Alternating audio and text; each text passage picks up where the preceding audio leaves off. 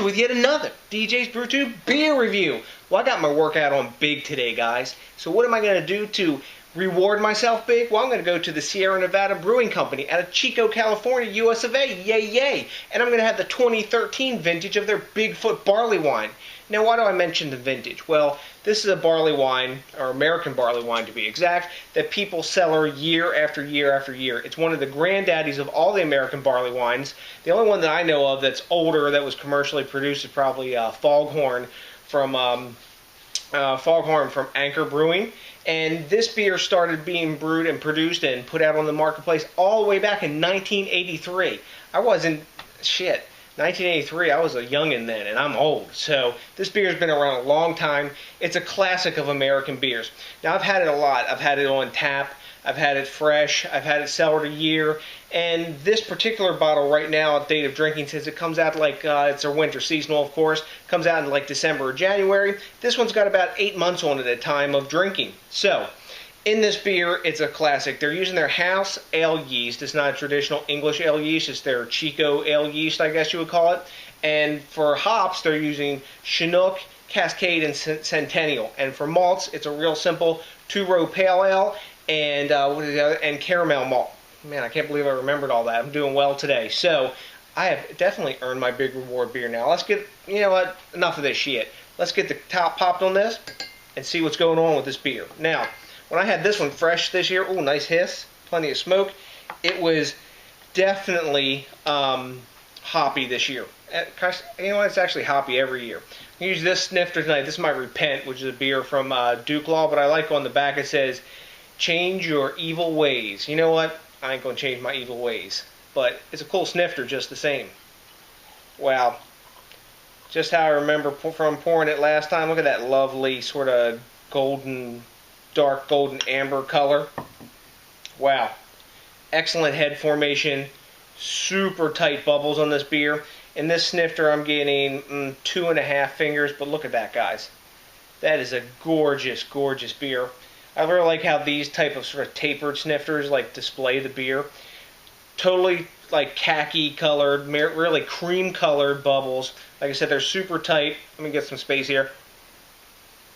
When I swirl it, man, getting plenty of alcohol legs on the inside. Of course, you know, we're talking 9.6% ABV and 90 IBUs on this. Now, with 8 months on it, those 90 IBUs for sure are going to have died down, but man, plenty of glass lacing and just clawing alcohol legs. Let's get a nose on this, see what's going down. Still nice bright hops even with 8 months on it. Pine, citrus, but a lot more caramel now, and I'm getting some of that yeast aroma in there too, some like sweet bready yeast. I don't know if I'm quite getting dark fruits, but man, definitely this is all about American barley wine. Still bright hops in it even after 8 months, like I mentioned, and a big load of caramel. That's the dominant aromas. Let's get a taste on this bad boy. I'm right thirsty, and I feel I've earned it. Wow. Damn. Look at those glass lacing, guys. Such a lovely barley wine when it ages. This is why people do humongous verticals on this. I've seen 10 and 12 year verticals on this barley wine, and as they drink it down, they just geek out as like the range of flavors that develops on this. It's almost like going into like a big curve. Like I'm really hoppy up here, and I'm gonna go down into malty sweetness into the end. Man, for what it is, and now that it's aged fresh, I do taste alcohol in this when I drink this Bigfoot fresh. With 8 months on it, man, that alcohol and booziness is gone. There was no alcohol in the aroma. The body on this is a nice medium full body. You know you're drinking a beer of substance when you drink this. It's just such a tasty beer, guys. This, like I said in the beginning, this is a classic American barley wine. Up and down, there's no denying it. And so many other barley wines copy this.